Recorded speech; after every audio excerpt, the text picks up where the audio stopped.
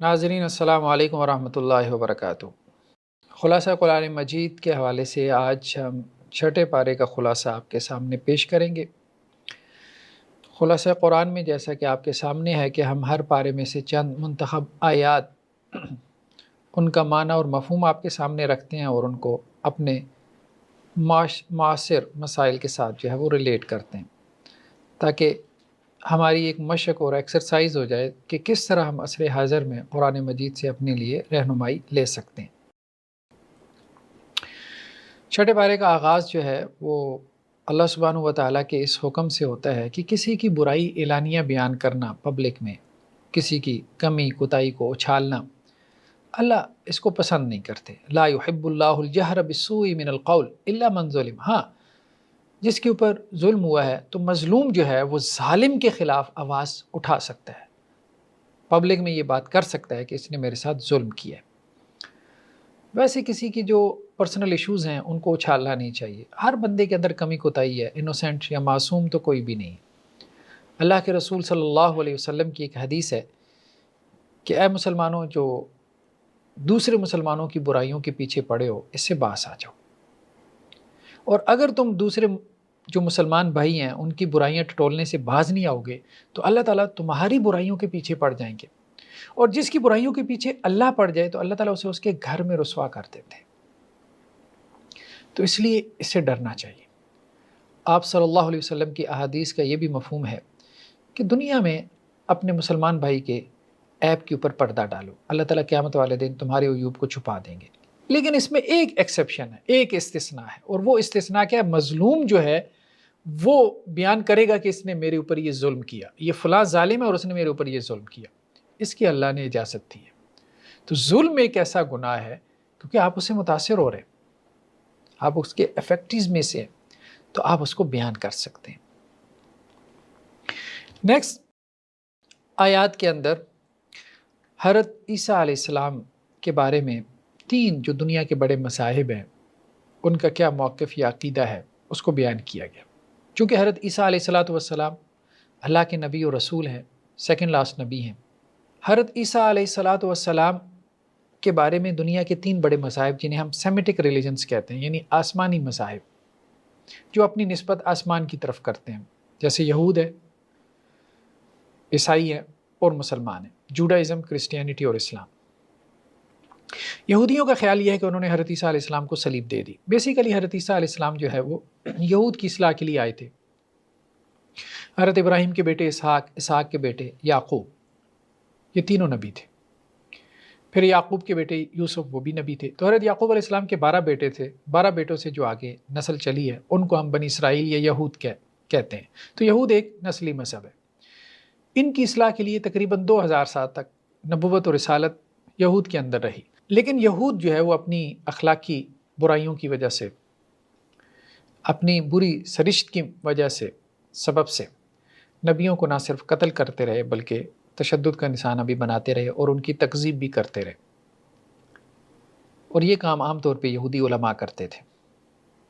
تو حضرت عیسیٰ علیہ السلام کی بھی تکذیب کی یہود نے، بلکہ صرف یہی کام نہیں کیا، حضرت عیسیٰ علیہ السلام نے جو معجزات دکھائے یہودیوں کو اور خاص طور پہ یہودی علماء کو، اور ان کو تنقید کا نشانہ بنایا کہ تمہارے اندر عمل کچھ نہیں ہے، بس ظاہر کتاب پڑھنے پڑھانے میں لگے ہو، کتاب کو اپنے پریکٹس میں نہیں لے کے آ رہے، تورات پہ عمل نہیں کر رہے۔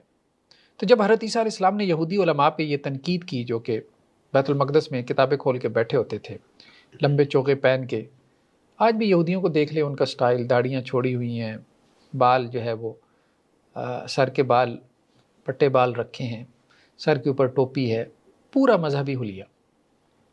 تو حضرت عیسیٰ علیہ السلام نے جب تنقید کی ان کے اوپر کہ تم چونا پھری ہوئی جو ہے وہ قبروں کی مانند ہو، کہ باہر سے سنگ مرمر کی قبر ہے، اندر ہڈیاں ہیں، تمہارے اندر بھی کچھ نہیں ہے، بس یہ ظاہری دین ہے جو تم نے لوگوں کو دکھانے کے لیے جو ہے وہ ظاہر کیا ہوا ہے۔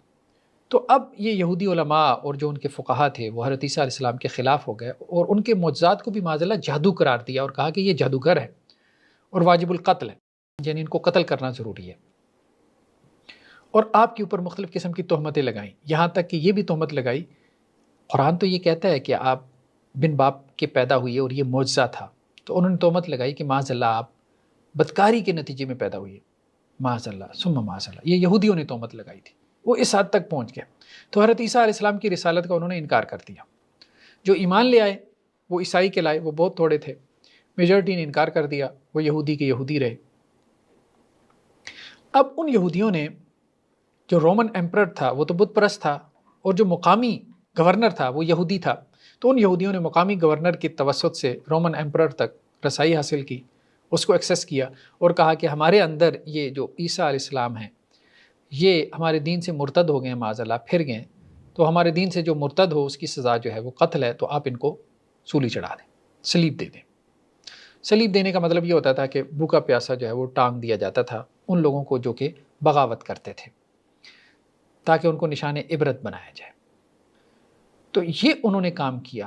اب وہ جو سپاہی آئے ہیں حضرت عیسیٰ علیہ السلام کو پکڑنے کے لیے، اور حضرت عیسیٰ علیہ السلام کے 12 حواریوں میں سے ایک نے منافقت کرتے ہوئے اطلاع دی تھی کہ فلاں باغ میں وہ رپوش ہیں، جس طرح سے تفسیری روایات میں یا اسرائیلی روایات میں ہمیں یہ واقعہ ملتا ہے۔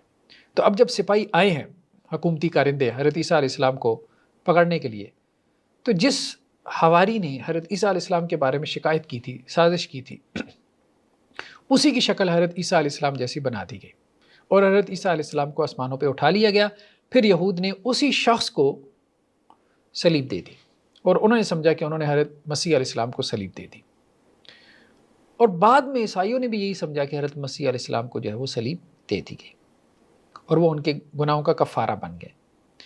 لیکن بہرحال مسیح جو دنیا ہے وہ یہ بھی عقیدہ رکھتی ہے کہ حضرت عیسیٰ علیہ السلام دوبارہ دنیا میں آئیں گے، ریٹرن آف جیزس، یہ ان کے ہاں بھی ہے اور یہ مسلمانوں کے ہاں بھی ہے۔ لیکن مسلمان یہ سمجھتے ہیں کہ اللہ سبحانہ و تعالیٰ نے حضرت عیسیٰ علیہ السلام کو زندہ آسمانوں پہ اٹھا لیا، اور قیامت سے پہلے وہ دوبارہ دنیا میں آئیں گے، جیسا کہ حدیثوں میں آتا ہے کہ 2 فرشتوں کے پروں کے اوپر ہاتھ رکھے ہوئے وہ دمشق کی جو جامع مسجد ہے اس کے منارے پہ ان کا نزول ہوگا، اور وہ دجال کو قتل کریں گے مقام لط پہ، جو کہ اسرائیل کے اندر ایک مقام ہے۔ تو یہاں پہ اللہ سبحانہ و تعالیٰ یہ کہہ رہے ہیں کہ یہودیوں کا یہ جو قول ہے انا قتلنا المسیح عیسی ابن مریم رسول اللہ، کہ ہم نے تو اللہ کے رسول مسیح ابن مریم کو قتل کر دیا، یعنی وہ اس پہ فخر کرتے تھے، کیسے اللہ کے رسول ہے، ہم نے تو ان کو قتل کر دیا، اگر اللہ کے رسول ہوتے تو مقتول نہ ہوتے۔ تو قرآن کیا تبصرہ کر رہا ہے؟ وما قتلوا، یہودیوں نے حضرت عیسیٰ کو قتل نہیں کیا، وما صلبوا، نہ ان کو سولی دی، ولکن شبہ لہم، لیکن ان کے لیے وہ معاملہ مشتبہ کر دیا گیا، کسی اور شخص کی شکل جو ہے جو کہ سازشی عناصر میں سے تھا، جو کہ جاسوس تھا، اس کی شکل حضرت عیسیٰ علیہ السلام جیسی بنا دی گئی۔ وَإِنَّ الَّذِينَ اخْتَلَفُوا فِيهِ لَفِي شَكٍّ مِّنْهُ، اور جن لوگوں نے اس میں اختلاف کیا وہ شک میں پڑے ہیں، یعنی ان کے پاس کوئی یقینی علم نہیں ہے، نہ عیسائیوں کے پاس ہے کہ حضرت عیسیٰ علیہ السلام کو صلیب دی گئی کہ نہیں۔ مَا لَهُم بِهِ مِنْ عِلْمٍ إِلَّا اتِّبَاعَ الظَّنِّ، وہ اٹکل پچو کے پیچھے چلے، ظن و تخمین سے کام لے رہے ہیں۔ وَمَا قَتَلُوا، یقینا حضرت عیسیٰ کو یقینی طور پہ انہوں نے قتل نہیں کیا، بَل رَفَعَهُ اللَّهُ إِلَيْهِ، بلکہ اللہ نے انہیں اپنی طرف اٹھا لیا، آسمانوں پہ اٹھا لیا۔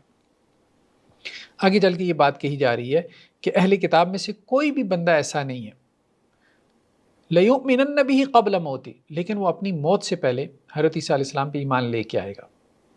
ایک تو یہ ترجمہ کیا گیا کہ اپنی موت سے پہلے حضرت عیسیٰ پہ ایمان لے کے آئے گا، اس سے کیا مراد ہے؟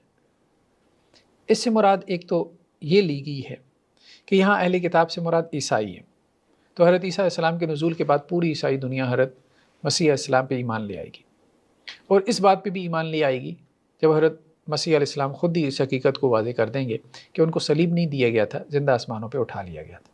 نیکسٹ آیات کے اندر جو ہے وہ مسیحوں کے اندر ایک عقیدہ پیدا ہوا جسے ہم تثلیث کا عقیدہ کہتے ہیں، ٹرینٹی، یعنی 3 خداؤں کو ماننے کا عقیدہ۔ تو قرآن مجید نے اس کی نفی کی ہے۔ یہ تو اچھی بات تھی کہ مسیح دنیا جو ہے وہ حضرت عیسیٰ علیہ السلام کو اللہ کا رسول ماننے لگ گئی، ظاہری بات ہے وہ اللہ کے سچے رسول ہیں، لیکن انہوں نے حضرت عیسیٰ علیہ السلام کی محبت میں اتنا غلو کیا کہ انہیں خدا کے بیٹے کا درجہ دے دیا، سن آف گاڈ۔ تو ان کے ہاں تثلیث، ٹرینٹی، یعنی 3 خداؤں کا عقیدہ وہ مختلف فرقوں میں مختلف طرح سے اس کو انٹرپریٹ کیا جاتا ہے۔ عام طور پہ جو معروف تثلیث ہے وہ یہ ہے کہ گاڈ دی فادر، یعنی فادر سے مراد اللہ کی ذات لیتے ہیں، گاڈ دی سن، یعنی اس سے مراد حضرت عیسیٰ علیہ السلام لیتے ہیں، سن سے مراد، اور گاڈ دی ہولی اسپرٹ، روح القدس، جو خدا اور بیٹے کے درمیان میں واسطہ ہے۔ روح القدس سے کیا مراد ہے، اس میں بھی آگے کئی ایک تشریحات موجود ہے۔ بعض نے جو ہے وہ اللہ سبحانہ و تعالیٰ حضرت عیسیٰ اور ان کی والدہ مریم ان تینوں کو جو ہے وہ اللہ کا ٹائٹل دیا، اللہ کا خطاب دیا۔ بہرحال یہ ان کے ہاں ایک آپ کہہ لیں گنجلک یا گورکھ دھندا ہے کہ وہ ان تین کو خدا ماننے کے باوجود ایک ثابت کرنے کی کوشش کرتے ہیں اور کہتے ہیں کہ جی ہم توحید کے قائل ہیں۔ یہ اصل میں ایک میں تین اور تین میں ایک ہے، کس طرح سے ہیں اس کے اوپر ان کی بڑی فلاسفیز ہیں۔ لیکن قرآن نے سیدھی طرح سے اس کا رد کیا کہ خواہ مخواہ اس قسم کی تعویلیں کرنے کی ضرورت نہیں ہے۔ یہ شرک کے لیے تعویل کے رستے کھولنا یہ بیسیکلی ایک عیسائی اپروچ ہے جو اس وقت بدقسمتی سے ہمیں امت مسلمہ میں بھی ملتی ہے کہ بہت ساری چیزیں جو کہ مشرکانہ واضح طور پہ مشرکانہ عقائد ہوتے ہیں تو اس کے لیے فلسفیانہ اور منطقی توضیحات پیش کر کے ان کو جواز بخشنے کی کوشش کی جاتی ہے۔ قرآن مجید نے جو ہے وہ ان کی ساری منطق اور فلسفہ اس کا کوئی جواب نہیں دیا، سیدھی طرح سے کہہ دیا کہ بھائی یہ منطق یہ فلسفہ اپنے پاس رکھو، یہ ایک طرح سے تین خدا بنانے والی بات ہے۔ شیر کا بیٹا شیر ہوتا ہے، اسی طرح اللہ کا بیٹا معاذ اللہ ہی ہوا۔ تو حضرت عیسیٰ علیہ السلام کو انہوں نے جو اللہ کا بیٹا بنا لیا تو اس پہ قرآن نے تبصرہ کیا، وَلَا تَقُولُوا عَلَى اللَّهِ إِلَّا الْحَقَّ، اہل کتاب اپنے دین میں غلو نہ کرو اور اللہ کے اوپر جو ہے وہ حق بات کے علاوہ کوئی بات نہ کہو۔ اور اب یہاں اہل کتاب سے مراد کیا ہے؟ ویسے تو یہود و نصارہ مراد ہوتے ہیں، لیکن یہاں پہ مراد عیسائی ہے، کیونکہ عیسائیوں نے حضرت عیسیٰ علیہ السلام کو اللہ کا بیٹا مانا تھا۔ یہودی تو اللہ کا بیٹا کیا معاذ اللہ، وہ تو حضرت عیسیٰ علیہ السلام کو جو ہے وہ واجب القتل مانتے تھے، مرتد مانتے تھے کہ وہ اپنے دین سے پھر گئے معاذ اللہ۔ تو دونوں ایک انتہا پہ تھے، ایک حضرت عیسیٰ علیہ السلام سے نفرت میں ایک انتہا پہ تھے، دوسرے محبت میں ایک دوسری انتہا پہ تھے۔ تو قرآن نے کہا کہ دیکھیں مسیح عیسیٰ ابن مریم رسول اللہ کے رسول ہیں، وکلمۃ اللہ کا کلمہ ہے، جو کلمہ اللہ تعالیٰ نے مریم علیہ السلام کی طرف ڈالا اور اللہ کی طرف سے روح ہے۔ تو حضرت مسیح علیہ السلام پہ ایمان لے کے آؤ، اللہ پر ایمان لے کے آؤ، اللہ کے رسولوں پہ ایمان لے کے آؤ۔ ولا تقولوا ثلاثہ، یہ نہ کہو کہ تین ہے، تین کا قول نہ کہو، انتہو، اس سے باز آ جاؤ، خیر لکم، تمہارے لیے بہتر ہے۔ انما اللہ الہ واحد، اللہ ایک ہی ہے، معبود جو عبادت کے لائق وہ ایک ہی ہے، سبحانہ، وہ شریکوں سے پاک ہے، سبحانہ وان یکون لہ ولد، اور وہ اس سے بھی پاک ہے کہ اس کی کوئی اولاد ہو۔ تو لہو ما فی السماوات و ما فی الارض، جو کچھ آسمانوں میں زمین میں سب اسی کا، سب اس کی مخلوق ہے، اس کو بیٹا بنانے کی کیا ضرورت ہے؟ تو اسی طرح سے تثلیث کا عقیدہ جو ہے اس کا رد کیا گیا۔ نیکسٹ آیات ہمارے سامنے سورہ مائدہ کی ہیں۔ سورہ مائدہ میں اکثر و بیشتر جو احکامات ہیں وہ اسلامی ریاست سے متعلق ہیں، اسلامک اسٹیٹ سے متعلق، کہ ایک اسلامی ریاست جو ہے وہ اس کو کھڑا کرنے، اس کو استوار کرنے کے کیا پرنسپلس ہیں۔ جس طرح جو ہے وہ ہمارا دین فرد کے بارے میں، اس کی اصلاح کے بارے میں رہنمائی کرتا ہے، پھر اس کے بعد فیملی سسٹم کو فوکس کرتا ہے، فیملی کے بارے میں جو ہے وہ ہمارا دین رہنمائی دیتا ہے کہ ایک فیملی کو آپ نے کن اصولوں کے مطابق چلانا ہے، پھر فیملی سے سوسائٹی بنتی ہے، تو سوسائٹیز کے بارے میں ہمارا دین جو ہے وہ رہنمائی دیتا ہے۔ سوسائٹی سے متعلق بہت سے احکامات ہمیں ملتے ہیں، ٹھیک، جیسا کہ آگے چل کے سورہ بنی اسرائیل میں بھی آئیں گے۔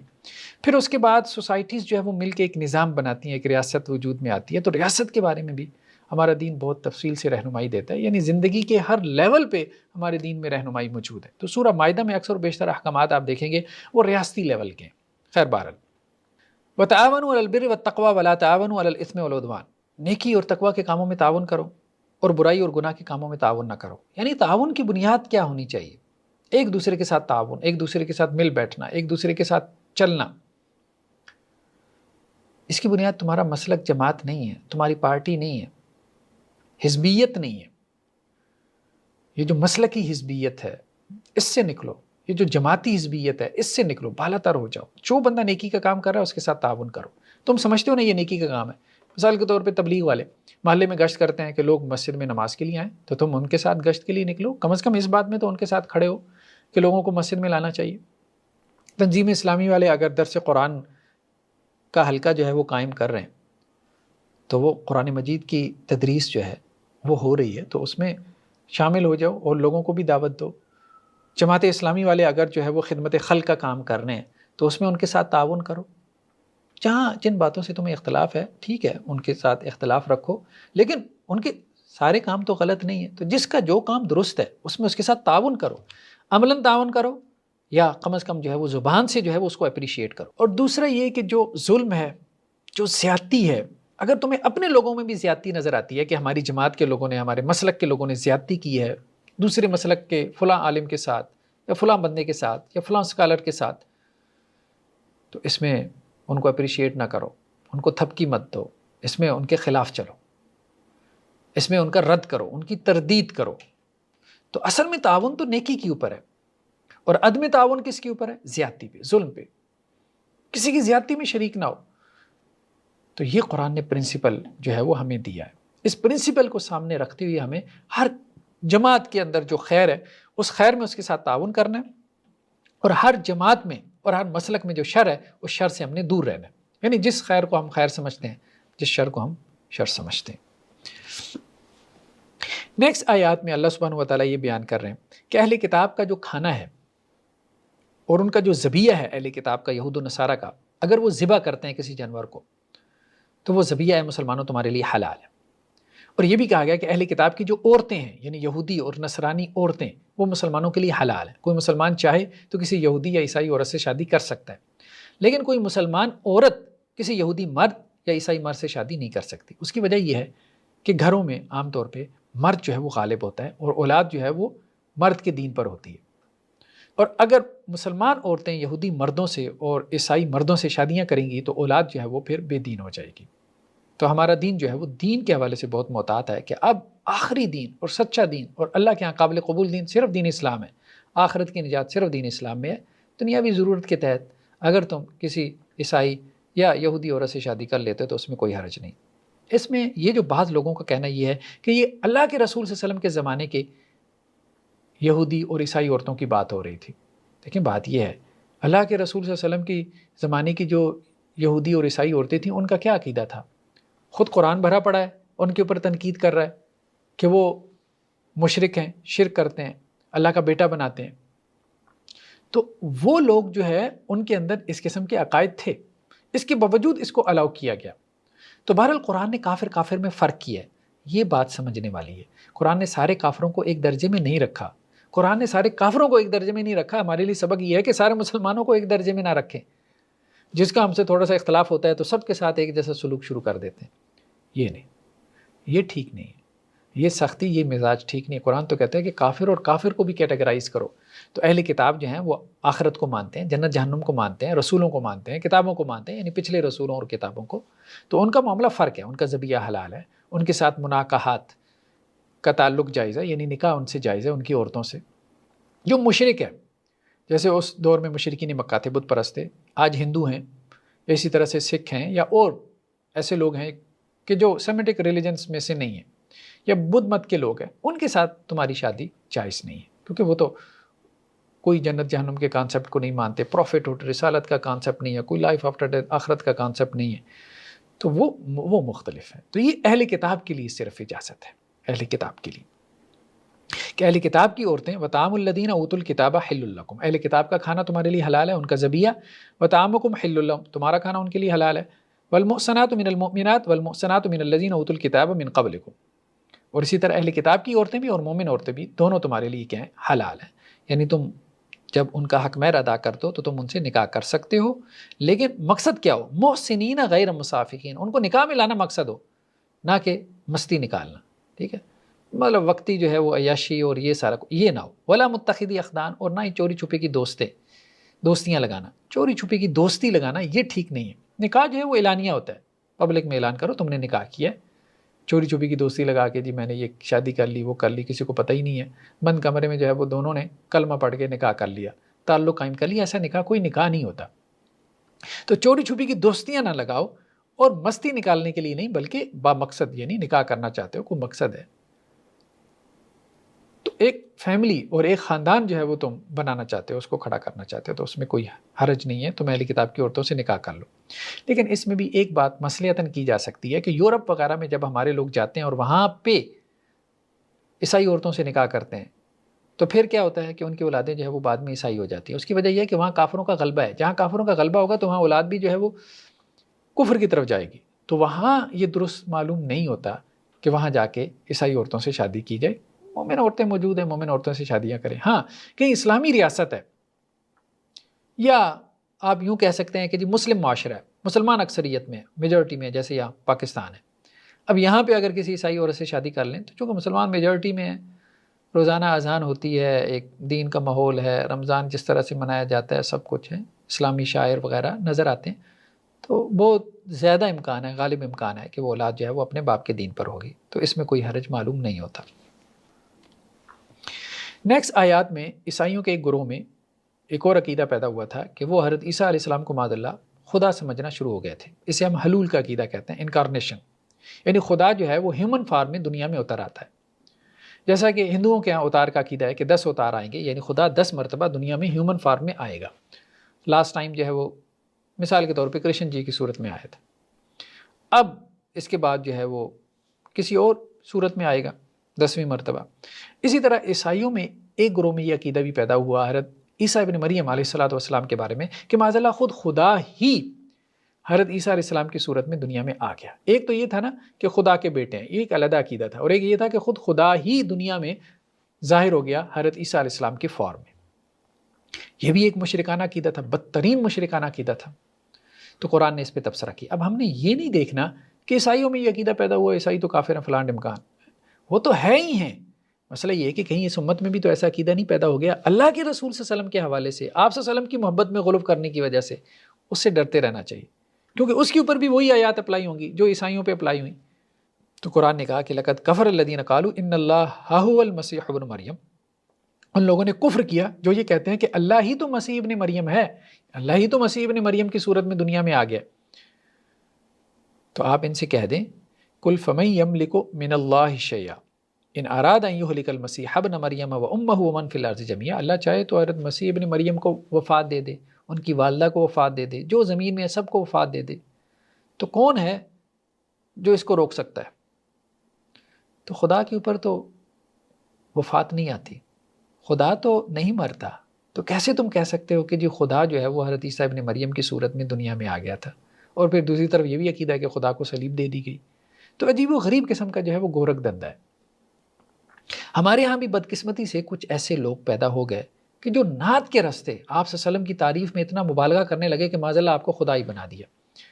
مدینے کی مسجد کے ممبر کے اوپر بغیر عین کے میں نے ایک عرب دیکھا۔ مدینے کی مسجد کے ممبر کے اوپر کون ہے؟ رسول اللہ صلی اللہ علیہ وسلم۔ بغیر عین کے ایک عرب، عرب میں سے عین نکال دیں تو کیا رہ جاتا ہے؟ رب، سیدھا ڈائریکٹلی آپ صلی اللہ علیہ وسلم کو رب قرار دے دیں۔ وہی جو مستفی عرش تھا، وہی جو مستوی عرش تھا، مصطفیٰ ہو کر مدینے میں اتر پڑا خدا ہو کر، معاذ اللہ، جو عرش پہ مستوی تھا مصطفیٰ کی صورت میں، مدینہ میں جو ہے وہ خدا بن کے اتر پڑا۔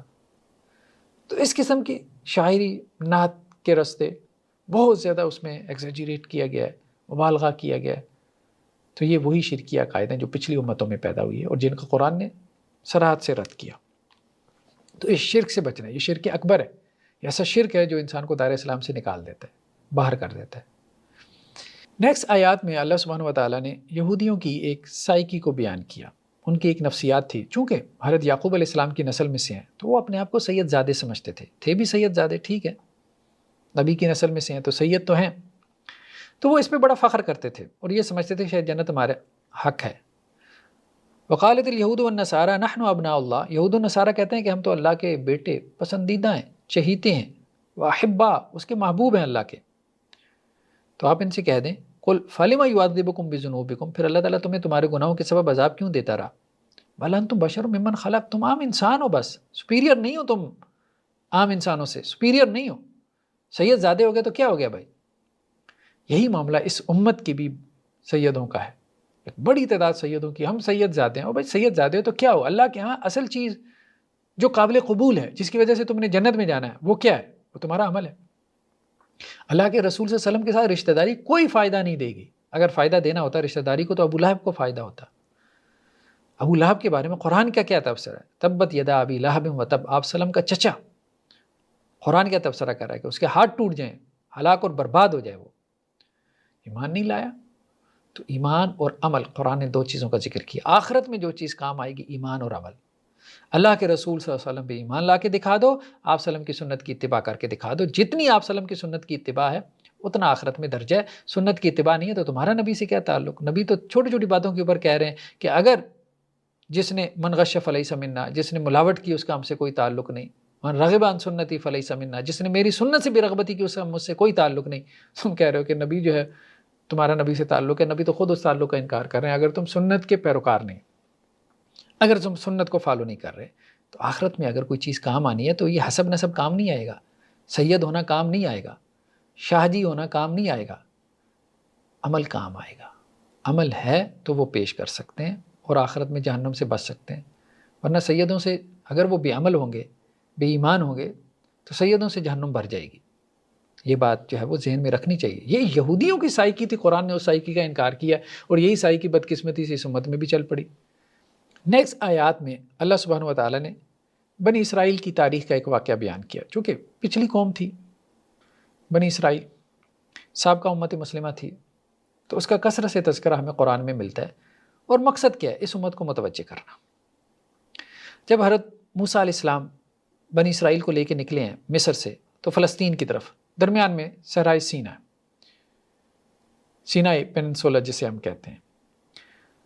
اب اس میں حضرت موسیٰ علیہ السلام کو اللہ کی طرف سے حکم آیا کہ یہ بستیاں ہیں، تو بنی اسرائیل کو آپ حکم دیں اور ان کو لیڈ بھی کریں کہ جہاد کریں، اور اللہ سبحانہ و تعالیٰ انہیں فتح دے گا، یعنی فتح کی بشارت بھی دے دی۔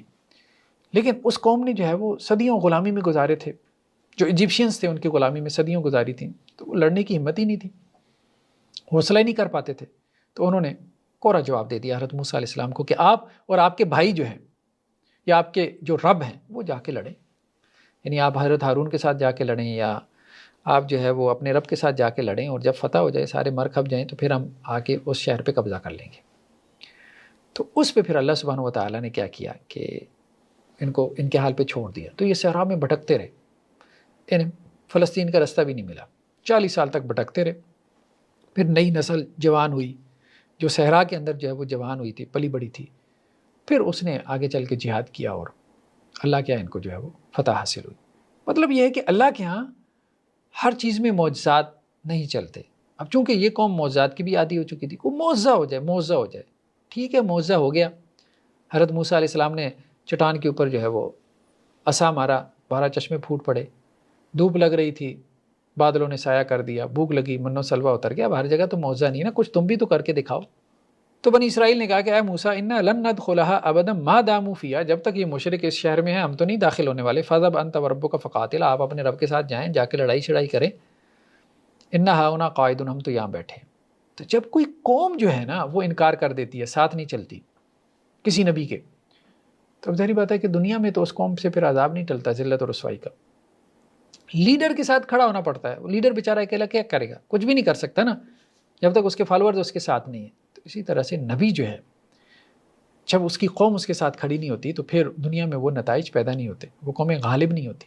تو آج نبی بنفس نفیس ہمارے درمیان موجود نہیں ہے، لیکن یہ ہے کہ کتاب و سنت کی صورت میں اللہ کے احکامات، نبی کی سنت تو ہمارے پاس ہے، اب قوم اس کے ساتھ کھڑی ہو جائے کتاب و سنت کو پکڑ کے، ایک قوم بن جائے کہ ہم نے نبی کو کسی صورت میں نہیں چھوڑنا، تو پھر اب آپ دیکھیں کہ دنیا میں ان کو عزت اور بلند مرتبہ ملتا ہے کہ نہیں ملتا۔ نیکسٹ آیات میں اللہ سبحانہ و تعالیٰ نے آدم کے 2 بیٹوں کا قصہ بیان کیا، یعنی شروع تاریخ انسانی کی بات ہے کہ آدم علیہ السلام کے 2 بیٹے تھے جن کا نام ہمیں تفسیری روایات میں ملتا ہے حابیل اور قابیل۔ تو قابیل نے جو ہے وہ حابیل کو قتل کر دیا، دونوں کا کسی مسئلے میں اختلاف ہوا، مسئلہ کیا تھا اس میں مختلف تفسیری روایات ہیں۔ بہرحال دونوں کا جب اختلاف ہوا تو دونوں نے کہا کہ ہم قربانی دیتے ہیں، جس کی قربانی اللہ کے ہاں قابل قبول ہوگی وہ حق پہ ہوگا، تو دونوں نے قربانی دی۔ تفسیری روایات میں ہے کہ ایک کے پاس کھیتی تھی، اس نے کھیتی کی قربانی دی، دوسری کے پاس جانور تھا، اس نے جانور کی قربانی دی، اور طے یہ پایا تھا یا ہوتا یہ تھا کہ جس کی قربانی اللہ کے ہاں ایکسیپٹڈ ہوتی تھی، قابل قبول ہوتی تھی، تو ایک آگ آتی تھی اس قربانی کو کھا جاتی تھی۔ تو حابیل کی جو ہے وہ قربانی قبول ہو گئی، قابیل کو اس کے اوپر غصہ آ گیا، تو قابیل نے حابیل کو کہا اپنے بھائی کو میں تمہیں قتل کر دوں گا۔ اس نے کہا کہ تم مجھے قتل بھی کرے لیکن میں تمہیں جواب میں کچھ بھی نہیں کہوں گا۔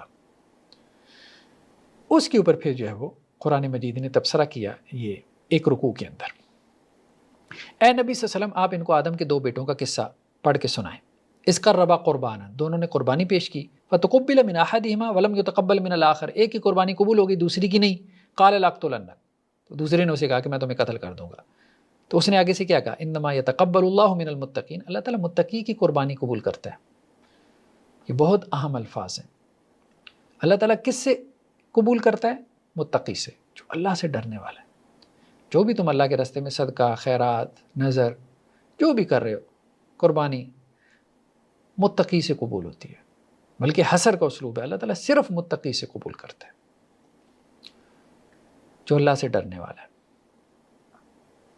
تو اب قابیل نے جو ہے وہ اپنے بھائی کو قتل کر دیا. تو یہ اس کا جو عمل ہے یہ سیئہ جاریہ بن گیا. سیئہ جاریہ سے کیا مراد ہے؟ جس طرح صدقہ جاریہ ہوتا ہے، آپ ایک نیکی کر جاتے ہیں، لوگ اس کے بدلے میں پھر جو ہے وہ، جیسے کوئی مصحف تھا آپ نے مسجد میں رکھوا دیا، لوگ اس پہ سے پڑھتے رہے، مصحف سے جب تک پڑھتے رہے آپ کو ثواب پہنچتا رہے گا. اسی طرح سیئہ جاریہ بھی ہوتا ہے. سیئہ جاریہ کیا ہے؟ کوئی گناہ آپ چھوڑ گیا، اب وہ گناہ آپ کے لیے جو ہے وہ جاری ہو گیا. تو قابیل جو ہے اس نے پہلا قتل کیا. تو حدیث میں آتا ہے کہ رہتی دنیا تک جو بھی قتل ہوگا اس قتل کے گناہ کا ایک حصہ قابیل کو بھی جائے گا. یعنی قاتل کو تو جائے گا ہی جائے گا، قابیل کو بھی جائے گا، کیونکہ اس کی یہ سیئہ جاری ہے. تو ایسا گناہ نہ کریں. ایک گناہ ہوتا ہے جس کا اثر آپ تک محدود تھا، بس آپ گئے تو وہ گناہ بھی ختم ہو گیا. تو ایسا گناہ نہ کریں کہ آپ کے بعد جو ہے وہ سیئہ جاریہ بن جائے اور آپ کا گناہوں کا کھاتا جو ہے وہ کھلا رہ جائے. کوئی سینما بنا کے چلے گئے، ٹھیک، تو یہ کام نہیں کرنا، یہ کام نہیں کرنا. کوئی مزار بنا کے چلے گئے، وہ شرک کا اڈا بن گیا، یہ کام نہیں کرنا، وہ پھر سیئہ جاریہ ہے. نیکسٹ آیات میں یہ کہا گیا کہ بنی اسرائیل کے اوپر جو ہم نے قوانین نازل کیے تھے، جو شریعت اتاری تھی ان کے لیے، اس میں قتل، کسی انسان کا قتل وہ بہت بڑا جرم تھا. تو کہا گیا کہ انہ من قتل نفسا بغیر نفس او فساد فی الارض، کہ جس نے کسی جان کو قتل کیا. ایک تو ہے نا بدلے میں قتل، بدلے میں قتل جائز ہے، یعنی قاتل کو آپ پھانسی چڑھا دیں کوئی حرج نہیں، ٹھیک ہے، اس کو تو چڑھانی چاہیے، وہ تو قرآن نے کہا قانون قصاص یہی ہے، قاتل کو مارو، لیکن بدلے کا قتل نہیں ہے. او فساد فی الارض، یا زمین میں جو فساد برپا کرتے ہیں، ٹھیک ہے، ان کو آپ قتل کر سکتے ہیں، مفسدین کو، ٹھیک ہے. لیکن اگر یہ بھی نہیں ہے، بلا وجہ کسی معصوم کو، جان کو آپ قتل کرتے ہیں، تو یہ ٹھیک نہیں ہے. یعنی اگلے کو پتہ بھی نہیں ہے کہ مجھے کس گناہ کی سزا مل رہی ہے جو مجھے ماری جا رہے ہیں، بس ایسے ہی قیاس انارکی پھیلانے کے لیے مار دو، بندے مار دو. یا سنیچنگ میں، ڈکیتی میں بندہ مار دیتے ہیں. فکانما قتل الناس جمیعا، تو اس نے گویا تمام نوع انسانی کو قتل کر دیا. اب جیسے دیکھیں ہمارے ہاں سیاست میں یہ چیز بہت معروف ہے، لاشوں پہ سیاست کرنا، یہ چیز بہت معروف ہے.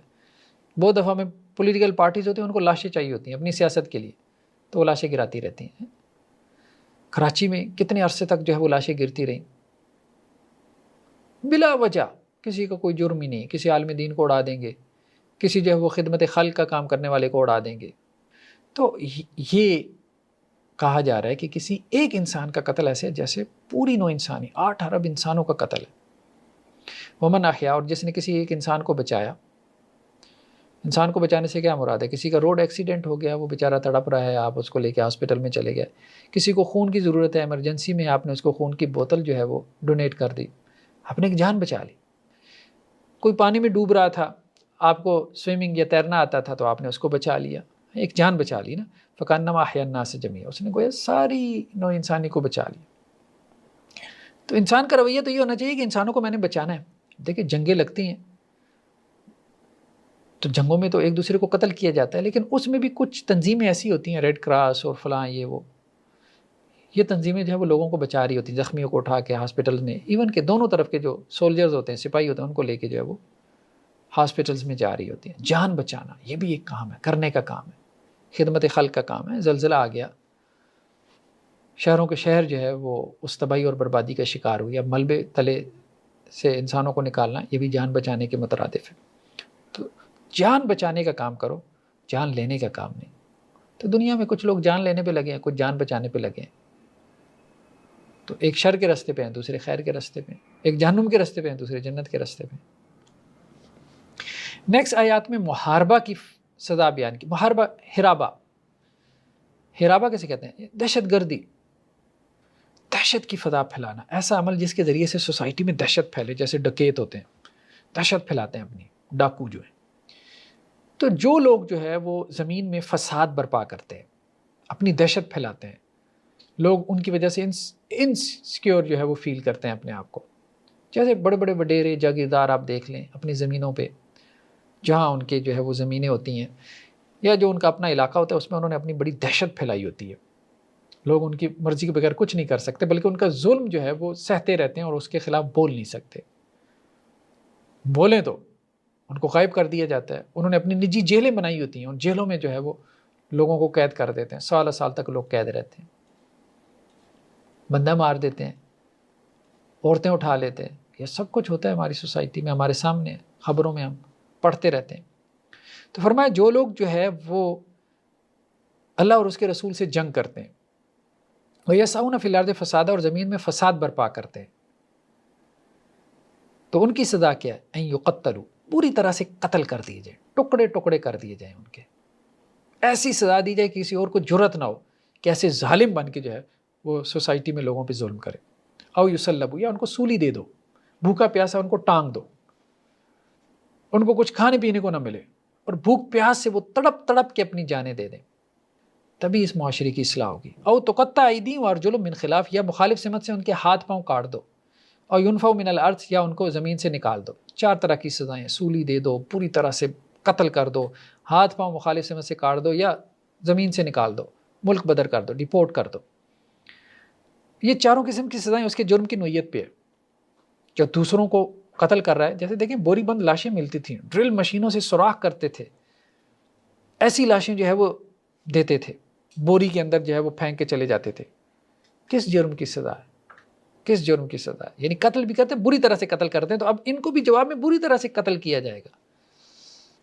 اغوا کر لیتے ہیں، لوگوں کے بچے اٹھا کے لے جاتے ہیں کچے کے علاقے میں، اپنی چھوٹی چھوٹی ریاستیں بنائی ہوئی ہیں، جنگلوں میں گھس جاتے ہیں، چھپ جاتے ہیں.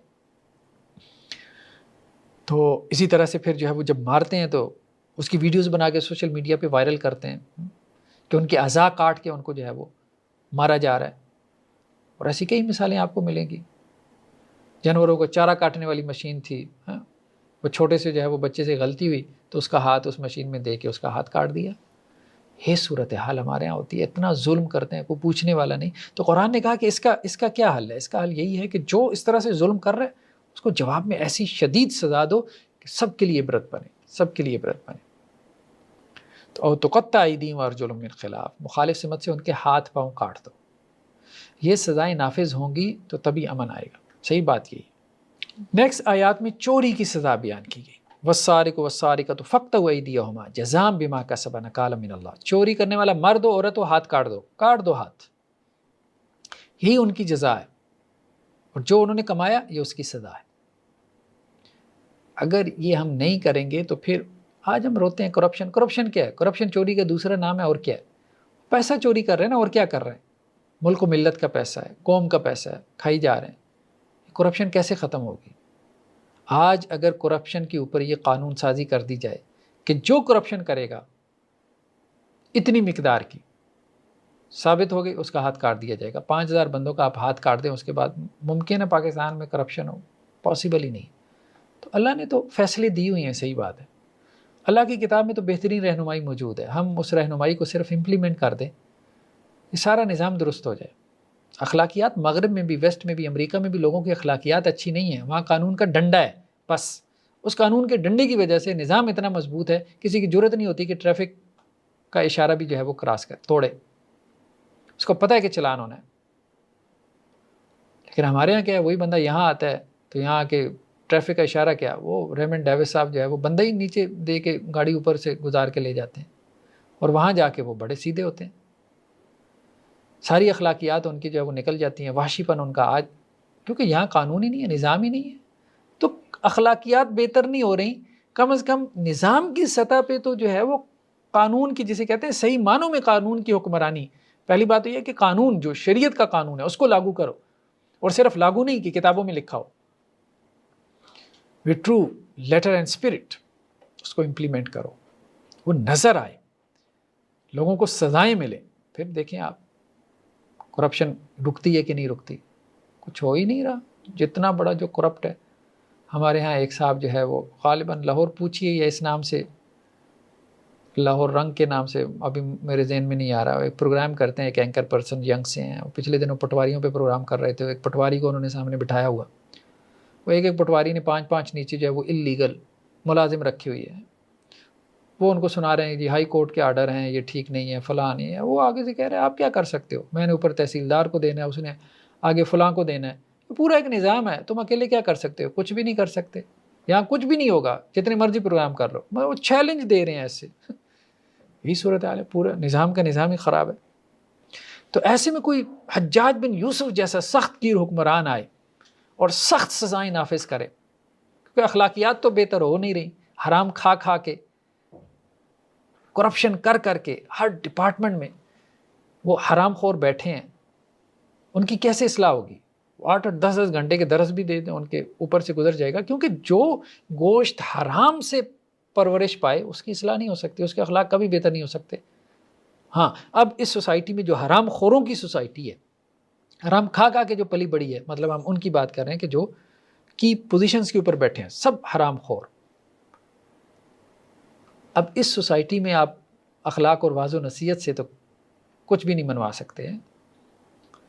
یہاں کیا، یہاں صرف قانون کا ڈنڈا کام آ سکتا ہے، قانون کے ذریعے سے وہ بھی حجاج بن یوسف جیسا سخت گیر حکمران آ جائے، سخت سزائیں نافذ کرے، کوئی پرواہ نہ کرے کسی پرواہ کرنے والے کی، کسی ملامت کرنے والے کی، پھر شاید یہاں پہ جیسے امریکہ میں، یورپ میں ہمیں نظر آتا ہے کہ اخلاق تو کچھ بھی نہیں ہے، لیکن قانون کے ڈنڈے کی وجہ سے کچھ بہتری نظر آتی ہے کہ ہمارے لوگ بھی وہاں جاتے ہیں، جی چلیں جی کوئی لائف ہمیں نظر آتا ہے کہ سیکیور ہو گئی، کوئی ہمارے ساتھ جو ہے وہ زیادتی نہیں ہوگی، کم از کم عدالت میں جا کے جو ہے وہ کوئی نہ کوئی ہمیں ریمیڈی مل جائے گی۔ نیکسٹ آیات میں قانون قصاص کا تذکرہ ہے، بنی اسرائیل کے حوالے سے بھی ہمیں ملتا ہے، اور ویسے بھی اس امت کے حوالے سے بھی، کہ ہم نے بنی اسرائیل کے لیے بھی یہ لکھ دیا تھا اور اس امت کے لیے بھی یہی ہے کہ ان نفس بالنفس، جان کے بدلے جان، جس نے مارا ہے اس کو لٹکاؤ، اس کو لٹکاؤ، اس کو لٹکاؤ گے تو پھر قتل و غارت ختم ہوگی، اس کو تم چھوڑ دو گے اور وہ وکٹری کی نشان بنا کے جائے گا، دیکھو میں تو مقدمہ جیت گیا، جو میرے خلاف گواہی دینے کے لیے آنے والے تھے، جو آئی وٹنس تھے، ان کو ہم نے پیسے دے کے خرید لیا یا ان کو دباؤ ڈالا ہم نے۔ تو ہمارے یہاں یہی ہوتا ہے، کسی کا جو ہے وہ بیٹا مارا جاتا ہے، وہ اپنے کیس کی پیروی کرتا رہتا ہے، یہاں تک کہ ایک وقت آتا ہے کہ پوری قوم کہتی ہے کہ آگے بڑھو، اپنے کیس کی پیروی کرو، وہ پیچھے ہو جاتا ہے، یہ کہہ کہ جی میری بیٹیاں بھی ہیں۔ کیا مطلب ہے اس جملے کا؟ جملے کا یہی مطلب ہے کہ ان کو بھی اٹھا لیں گے، یہ نظام ہے ہمارے یہاں۔ تو قانون قصاص جو ہے اس ظالمانہ نظام میں چاروں طرف ظلم ہے، ظلم کا اندھیرا ہے، چاروں طرف ہم ظلم کی دلدل میں پھنسے ہوئے ہیں۔ نماز روزہ تو ہے، وہ تو ٹھیک ہے، تھوڑا اس سے باہر نکلیں، کوئی روزانہ کی اخبار پڑھ لیا کریں، کوئی تھوڑا بہت ٹویٹر پہ بیٹھ جائے، کوئی تھوڑا بہت جو ہے وہ نیوز وغیرہ سن لیا کریں، آپ کو پتہ چلے سوسائٹی میں ہو کیا رہا ہے، اتنا ظلم، اتنا ظلم۔ اللہ کے رسول صلی اللہ علیہ وسلم تو اسلام لانے سے پہلے کہہ رہے ہیں کہ سب سے بہترین معاہدہ حلف الفضول کا معاہدہ تھا جس میں میں شریک ہوا، اور وہ معاہدہ کس کے خلاف تھا؟ ظلم کے خلاف تھا۔ یعنی اسلام نہیں آیا تھا اس وقت، آپ صلی اللہ علیہ وسلم قریش کے کچھ لوگوں کے ساتھ مل کے یہ عہد کر رہے تھے کہ مظلوم کے ساتھ کھڑا ہونا ہے، ہم نے ظلم کو ختم کرنا ہے۔ یہ تحریک آپ نے اسلام کے آنے سے پہلے سے جو ہے وہ لانچ کر دی تھی، اور آپ صلی اللہ علیہ وسلم اس کا حصہ تھے۔ تو ہم تو اسلام آنے کے بعد جو ظلم کی سب سے زیادہ مخالفت کرنے والا ہے، تو ظلم ہمارا موضوع بحث ہی نہیں ہے۔ کبھی کوئی جمعہ کا خطبہ، درس، کبھی آپ نے سنا ہو یہ ہو رہا ہے وہ ہو رہا ہے، علماء کو یہ کرنا چاہیے، ظلم کے خلاف آواز اٹھانی چاہیے، مظلوم کے ساتھ کھڑا ہونا چاہیے، باہر نکلنا چاہیے۔ اور قرآن جو ہے شرک کے بعد سب سے بڑا گناہ، بلکہ شرک کو بھی قرآن ظلم ہی کہتا ہے، ان الشرک لظلم عظیم۔ قرآن سب سے بڑا گناہ جس کو قرار دیتا ہے وہ ظلم ہے، شرک اس کی کیٹیگری ہے۔ تو ظلم جو ہے وَقَاتِلُوهُمْ حَتَّى لَا تَكُونَ فتنہ، یہ فتنہ کیا ہے؟ اللہ تعالیٰ کہہ رہا ہے قتال کرو جب تک فتنہ باقی ہے۔ یہ فتنہ کیا ہے؟ یہ ظلم ہے۔ اس کی تشریحات ہم اٹھا کے دیکھیں تو ظلم کے خلاف ہے، جان کے بدلے جان، آنکھ کے بدلے آنکھ، کسی نے کسی کی آنکھ پھوڑی ہے اس کی آنکھ پھوڑو، کسی نے کسی کا ناک کاٹا اس کا ناک کاٹ دو، کسی نے کسی کا کان کاٹا اس کا کان کاٹ دو، کسی نے کسی کا دان توڑا ہے اس کا دان توڑو۔ والجروح قصاص، جو زخم لگائے اس کو جواب میں ویسا زخم لگاؤ۔ جو معاف کر دے وہ ایک علیحدہ بات ہے، لیکن یہ کرو۔ وَمَن لَّمْ يَحْكُم بِمَا أَنزَلَ اللَّهُ فَأُولَٰئِكَ هُمُ الظَّالِمُونَ، اور جو اس طرح نہیں کرے گا، اللہ کے احکامات کے مطابق فیصلہ نہیں کرے گا، اس طرح سے قانون قصاص اگر لاگو نہیں کرو گے تو ظالم ہو گے تم، پھر تم ظالم ہو، پھر تم خود ظالم ہو، وہ ظالم نہیں ہے، تم خود ظالم ہو۔ تو یہ سوسائٹی کی ذمہ داری ہے، اس کے لیے ایفرٹ کرنی ہے ہم نے، کلیکٹیو ایفرٹ، اجتماعی ایفرٹ، یہ علماء نے کرنی ہے، اس کے لیے اویئرنیس علماء نے پھیلانی ہے، اس کو اپنا موضوع بحث بنانا ہے۔ یہ جو اصل موضوعات ہیں ان کو موضوع بحث بنانا ہے، اصل میں سوسائٹی کی موضوعات ہیں۔ ظلم ختم ہوگا تو لوگ کوئی دین ایمان کا آخرت کا سوچیں گے، بیچارہ 2 وقت کی روٹی سے ہی نہیں کر رہا۔ تو یہاں تو صورت حال یہ ہے کہ والدین پہلے زہر پھونک کے خودکشی کرتے ہیں، زہر پھانک کے، اور پھر اس کے بعد اپنے بچوں کو بھی زہر کھلا دیتے ہیں۔ کیوں؟ 3 مہینے سے کرایہ نہیں دیا، کرایہ دینے کے پیسے ہی نہیں ہیں۔ یہ صورت حال ہے۔ عید والے دن جو ہے وہ ماں اپنے بچوں کے ساتھ نہر میں چھلانگ لگا دیتی ہے، نوجوان مینار پاکستان سے جو ہے وہ چھلانگ لگا دیتا ہے، پنکھے کے ساتھ جھول جاتا ہے، جاب نہیں مل رہی، خرچے کہاں سے پورا کرے۔ یہ سوسائٹی کی یہ صورت حال ہے۔ تو کس نے سوچنا ہے اس کے بارے میں؟ ہم لوگوں نے، جو دیندار لوگ ہیں، ہم نے ان لوگوں کے بارے میں سوچنا ہے۔ لوگوں کی جان جو ہے وہ داؤ پہ لگی ہوئی ہے، لوگوں کے لیے 2 وقت کی روٹی مشکل ہو گئی ہے، 1 وقت کا کھانا، اور وہ بھی پیٹ بھر کے نہیں کھا سکتے۔ ماں باپ بیمار ہیں، اولاد بیمار ہے، اتنا پیسہ نہیں ہے، روپیہ پیسہ نہیں ہے کہ علاج کروا سکیں، ہسپتالوں میں دھکے کھاتے پھر رہے ہیں، 8-8 10-10 سال ہو گئے۔ یہ صورت حال ہے۔ اللہ کے رسول صلی اللہ علیہ وسلم نے اس کے لیے بھی محنت کی ہے، لوگوں کو صرف نماز پہ نہیں لے کے آئے، آپ صلی اللہ علیہ وسلم نے ایک ویلفیئر سوسائٹی قائم کی، ویلفیئر سوسائٹی قائم کی۔ یہ جو ہم مثالیں دیتے ہیں کہ زکوٰۃ دینے والے ہوتے تھے، لینے والے نہیں ہوتے تھے، زکوٰۃ لے کے گھومتے تھے کہ کوئی زکوٰۃ لینے والا مل جائے، کوئی ملتا نہیں تھا، تو اتنی معاشی خوشحالی ہو گئی تھی نا۔ اب تو سب جو ہے وہ لینے والے بنے ہوئے ہیں، کوئی دینے والا ہی نہیں ہے۔ تو یہ اسلام کی برکات ہے۔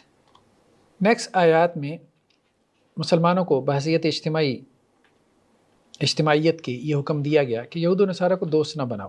دیکھیں قرآن مجید کے کچھ احکامات ایسے ہیں کہ جن کا تعلق فرد سے ہوتا ہے، نماز پڑھو، روزہ رکھو۔ کچھ احکامات ایسے ہوتے ہیں کہ جن کا تعلق جو ہے وہ اجتماعیت سے ہوتا ہے، سوسائٹی، مسلمانوں کا پورا اجتماع مخاطب ہوتا ہے، جیسے ہمارے اصول فقہ میں بھی فرض عین اور فرض کفایہ کا کانسیپٹ ہے۔ تو کہا گیا کہ یہود و نصارہ کو دوست نہ بناؤ، خاص طور پہ ہماری جو ریاستیں ہیں، مسلمان ریاستیں، مسلمان حکومتیں، یہود و نصارہ، امریکہ، برطانیہ، ان کو اپنا دلی دوست نہ بناؤ۔ ٹھیک ہے، ان کے ساتھ معاملات رکھے جا سکتے ہیں، تجارت کرو، لین دین کرو، سارا کچھ کرو، دنیا کے معاملات۔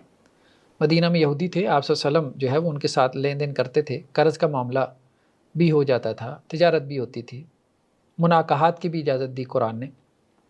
دلی دوست نہیں بنانا، رازدار نہیں بنایا۔ مسلمانوں کے مقابلے میں یہود و نصارہ کو ترجیح نہیں دینا کہ وہ تمہارے قریب ہوں اور مسلمان تم سے دور ہوں۔ تو بعض اولیاء و بعض وہ ایک دوسرے کے دوست ہیں۔ اسرائیل امریکہ کو سپورٹ کرے گا، امریکہ اسرائیل کو سپورٹ کرے گا، ناجائز طور پہ مسلمانوں کے خلاف۔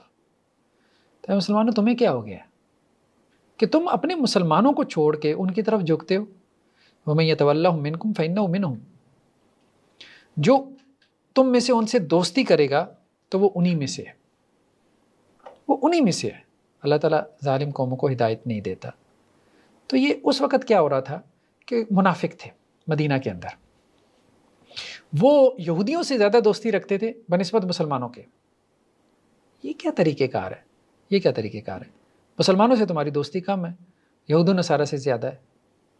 تو یہی معاملہ اگر مسلمانوں میں اس وقت کوئی سیکٹ ایسا ہے، کوئی فرقہ ایسا ہے کہ کافروں کے ساتھ تو بڑا اچھے طریقے سے ملتا ہے، لیکن جب خود مسلمانوں کے کسی دوسرے مکتب فکر یا اسکول آف تھاٹ کی بات آتی ہے، ان سے منہ موڑ لیتا ہے اور ان پہ فتوے لگانا شروع کر دیتا ہے، تو یہ وہی منافقانہ رویہ ہے جو وہاں کے منافقوں میں پایا جاتا تھا، مدینہ کے منافقین میں، کہ اپنے مسلمانوں سے تو بغض اور نفرت، اور کافروں کے ساتھ دوستیاں۔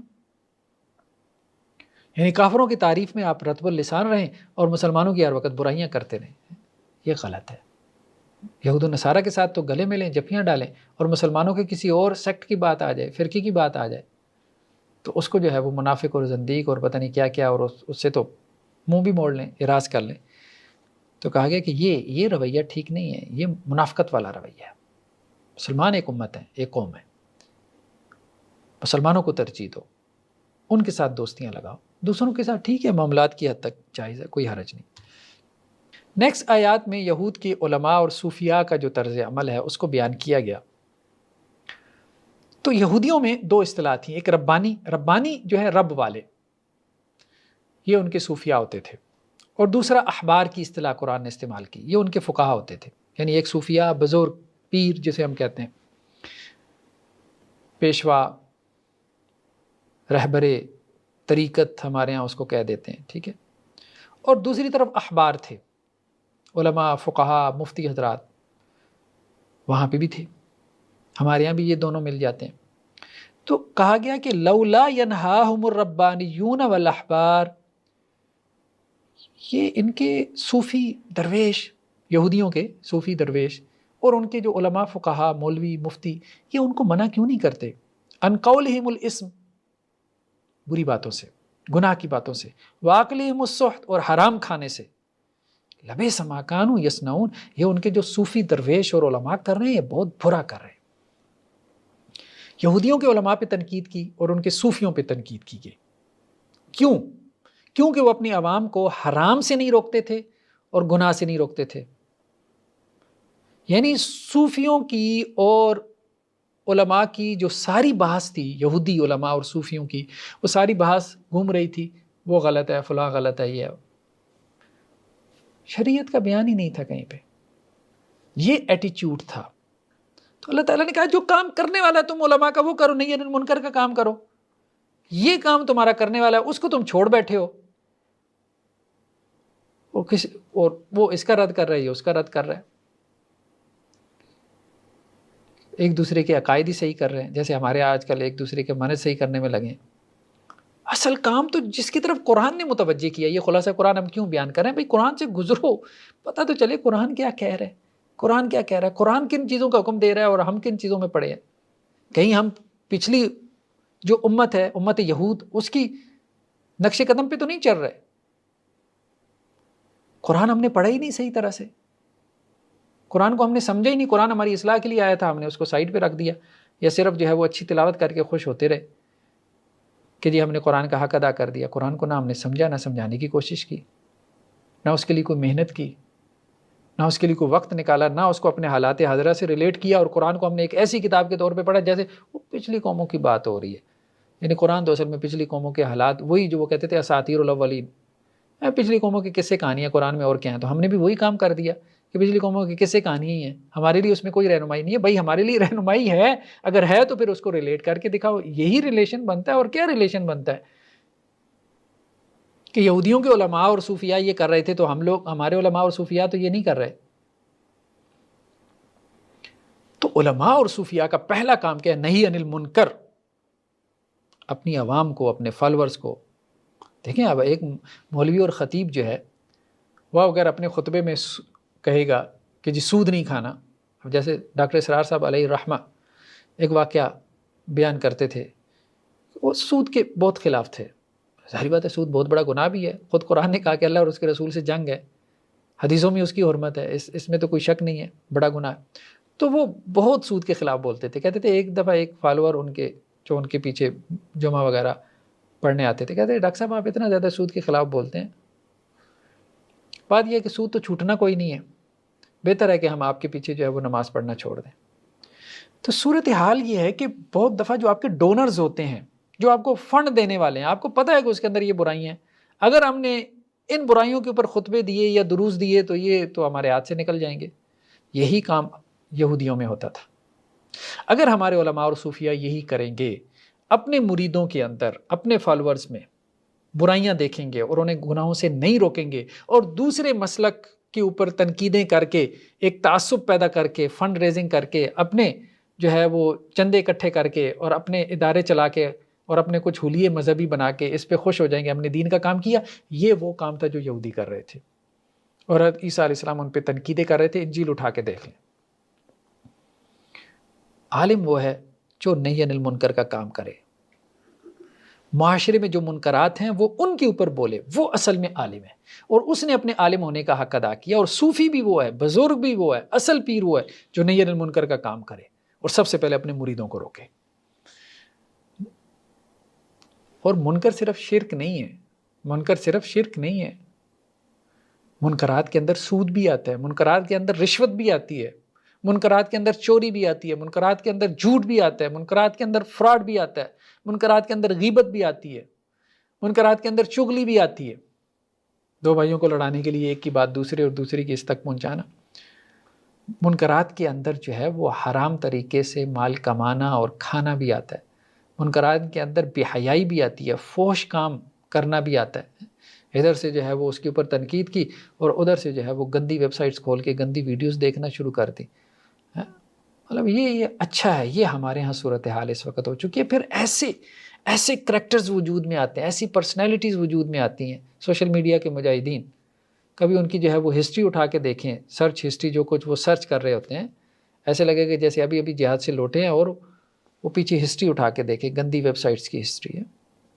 یہ صورتحال ہے، یہ صورتحال ہے۔ پھر ایسے نمونے وجود میں آتے ہیں، مسجد کے ساتھ حجرہ ہے حضرت کا، وہ نماز پڑھاتے ہیں، وہاں پہ بچوں کو قرآن پڑھاتے ہیں، اور اس حجرے میں جا کے دیکھیں تو بالی ووڈ کی جو ہے وہ فلموں کی سیڈیاں پڑی ہیں، سگریٹ کے ٹوٹے پڑے ہیں۔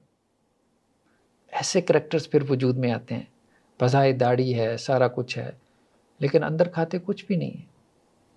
وہ ان کو پتہ ہے، ان کی جو پرسنل لائف ہے، ان کی ذاتی زندگی ہے، وہ کسی کی جھلک پڑ گئی کبھی اتفاق سے تو وہ ایک علیحدہ بات ہے، لیکن ان کو پتہ ہے کہ کیا ہے، لیکن کوئی شرم نہیں ہے، کوئی احساس نہیں ہے کہ میری پرسنل لائف میں کوئی دین ہے ہی نہیں، اور میں جو ہے وہ دوسروں کے لیے امام بناؤں۔ تو یہ وہی بات ہے کہ خود وہ منکر سے نہیں روک رہے اور دوسروں کو بھی نہیں روک رہے۔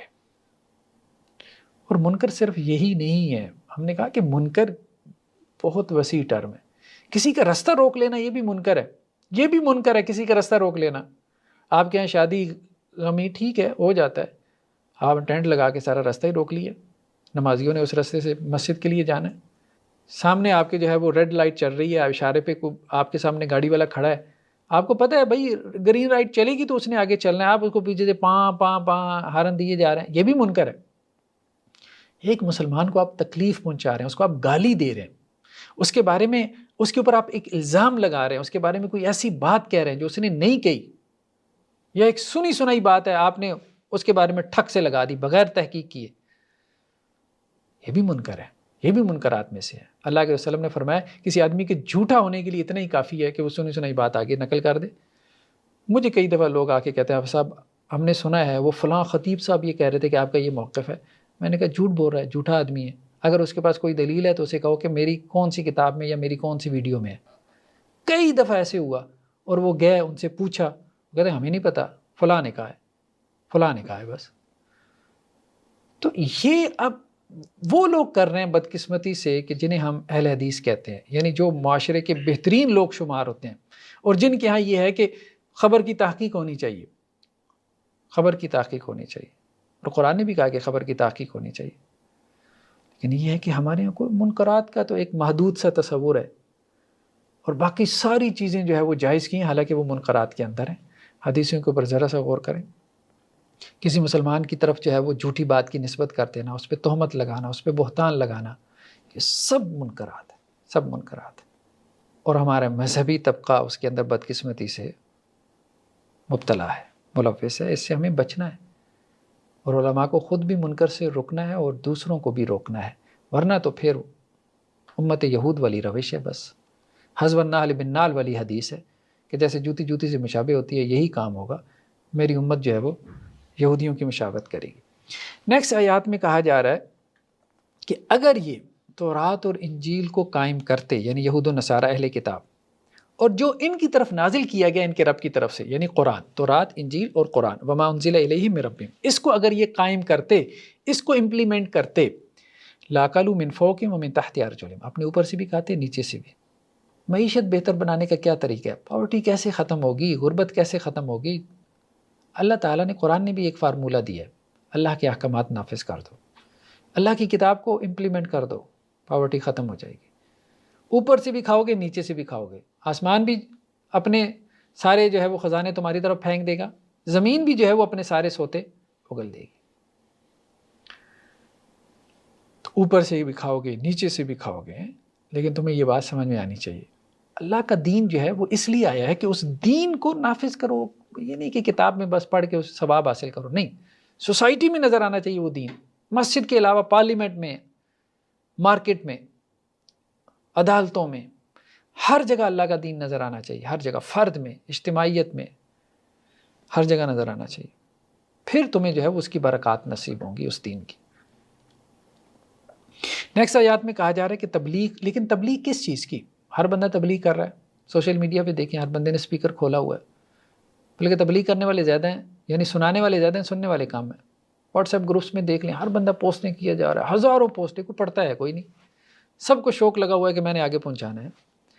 تو یہاں پہ یہ بات کہی جا رہی ہے کہ جو چیز پہنچانی ہے نا، اس میں ایک چیز کا اہتمام کریں۔ کیا چیز پہنچانی ہے؟ بلغ ما انزل الیک من ربک، اے رسول صلی اللہ علیہ وسلم وہ پہنچائیں جو آپ کی طرف نازل کیا گیا۔ سب سے پہلے قرآن پہنچاؤ بھائی، قرآن پہنچاؤ، قرآن سناؤ، سب سے پہلے قرآن پڑھو۔ وَإِن لَّمْ تَفْعَلْ فَمَا بَلَّغْتَ رِسَالَتَهُ، اگر قرآن نہیں پہنچایا تو کچھ بھی نہیں پہنچایا، تبلیغ کا حق ہی نہیں ادا کیا۔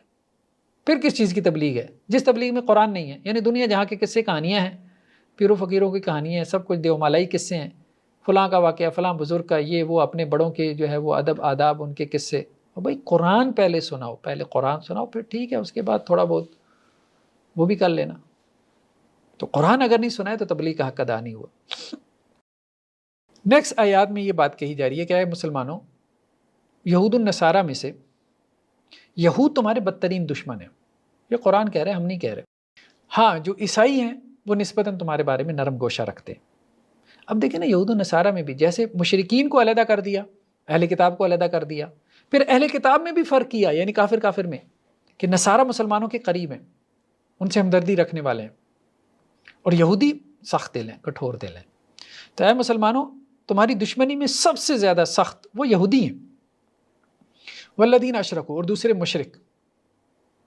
جیسے آج بھی پاکستان ایز اے ریاست، پاکستان نے تو اسرائیل کو نہیں مانا نا، نہیں قبول کیا، تو یہودی مخالف ہے۔ اور اسی طرح سے دوسری طرف ہماری جو دو لڑائیاں ہوئی ہیں، کس سے ہوئی ہیں؟ انڈیا سے ہوئی ہیں۔ تو یہود و حنوت یہ تمہارے بدترین دشمن ہیں۔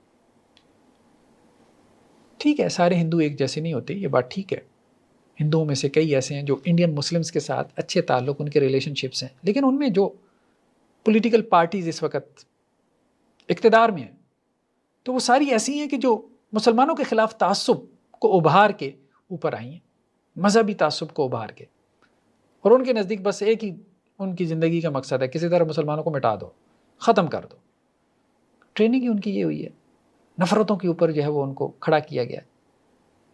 ظاہری بات ہے کہ وہ سارا جو اقتدار ہے انہوں نے اس نفرت کی بنیاد پہ، نفرت کی سیاست کی بنیاد پہ حاصل کیا، اور نفرت کی سیاست بہت تیزی سے پھیلتی ہے اور اس میں انرجی بھی بہت زیادہ ہوتی ہے۔ ہٹلر کو دیکھ لیں، دنیا کے بڑے بڑے لوگ جنہوں نے نفرت کی سیاست کی، نفرت کے جو بیاپاری ہوتے ہیں وہ بہت جلدی اقتدار حاصل کر لیتے ہیں، فیم حاصل کر لیتے ہیں۔ تو ان قوموں کو یہ بات سمجھ میں آئی ہے، اور یہی کام ایک وقت میں جو ہے وہ امریکنز نے کیا۔ پہلے رشیا کو جو ہے وہ اپنا دشمن ڈکلیئر کیا رکھا، جب دیکھا کہ وہ اب ٹوٹ گیا USSR، تو اب انہیں اپنی لوکل انٹیگریٹی کے لیے کوئی دشمن چاہیے تھا، تو اسلاموفوبیا، اسلام حاضر ہے اور مسلمان آ رہے ہیں تو ہمیں مار دیں گے، گھوڑوں کے اوپر آ کے جیسے امریکہ فتح کر لیں گے۔ یہ ان کے میگزین کے ٹائٹلز جو ہے وہ آپ دیکھ رہے ہیں، پبلش کر رہے ہیں۔ تو یہ قومیں ایسے کرتی ہیں، اپنے دشمن پیدا کرتی ہیں، بناتی ہیں، پروپیگنڈا کے ذریعے سے، پھر جنریشن وار کے ذریعے سے اپنی قوم کے ذہن میں بٹھاتی ہیں، یہ تمہارا دشمن ہے، دشمن ہے، دشمن ہے، دشمن ہے۔ اب کیا کرو؟ آپس میں متحد ہو جاؤ۔ اچھا اور کیا کرو؟ بس ہمیں فنڈز دو، ہم تمہیں تمہارے دشمن سے بچائیں گے۔ ہاں ہمیں ووٹ دو، ہم اقتدار میں آ کے تمہیں تمہارے دشمن سے وہ ایک مصنوعی دشمن بنا کے اپنے لوگوں کو پہلے ڈرایا، پھر اپنا اقتدار حاصل کیا۔ بس یہ صورتحال چل رہی ہے دنیا میں، اس طرح سے بیوقوف بنایا ہوا ہے۔ تو کہا کہ یہود اور ہنود جو ہے مسلمانوں تمہارے بدترین دشمن ہیں۔ ہاں وَلَتَجِدَنَّ أَقْرَبَهُم مَوَدَّةً لِّلَّذِينَ آمَنُوا الَّذِينَ قَالُوا إِنَّا نَصَارَىٰ، جو لوگ اپنے آپ کو عیسائی کہتے ہیں وہ تمہارے قریب ہیں، تم سے جو ہے وہ مودت کا تعلق رکھتے ہیں۔ کیوں؟ ذَلِكَ بِأَنَّ مِنْهُمْ قِسِّيسِينَ وَرُهْبَانًا، کیونکہ ان کے اندر رہبان ہیں، راہب ٹائپ لوگ ہیں، مشائخ ٹائپ لوگ، اور ان میں تکبر نہیں ہے، رہبانیت کی زندگی گزارنے والے، دنیا سے بے رغبتی اختیار کرنے والے۔ یعنی وہ تو یہود و ہنود میں تو وہ نظر آئیں گے نا جو اقتدار کے بھوکے ہیں، خواہش پرست لوگ ہیں۔ تو عیسائیوں میں ویلفیئر کا کام آپ کو زیادہ نظر آئے گا، ان میں جو ہے وہ عاجزی، انکساری، ہمبلنس آپ کو نظر آئے گی۔ جیسے پوپ کی کچھ تصویریں پچھلے دنوں وائرل ہوئیں کہ وہ مختلف مذاہب کے جو لوگ ہیں، ٹھیک ہے، ان میں افریکنز بھی ہیں، ان میں جو ہے وہ وائٹ پیپل بھی ہیں، ان میں مسلمان بھی ہیں، ہندو بھی ہیں، اس کے پاؤں دھو رہا ہے وہ پوپ جو ہے، ان کا سب سے بڑا مذہبی جو ہے وہ عہدیدار، ان کے پاؤں دھو رہا ہے، ایک لوٹا ہے اس میں پانی لے کے برتن میں ان کے پاؤں دھو رہا ہے اپنے ہاتھوں سے. یہ عاجزی اور انکساری تم ان میں دیکھو گے. تو قرآن نے اس پہ یہ تبصرہ کیا ہے. تو ہمیں بھی جو ہے وہ فرق کرنا ہے، اس کا دشمن کے اندر جو ہے وہ فرق کرنا ہے. تو یہ ہمارا چھٹا پارہ جو ہے وہ مکمل ہوا. جزاکم اللہ خیر، والسلام علیکم ورحمۃ اللہ وبرکاتہ.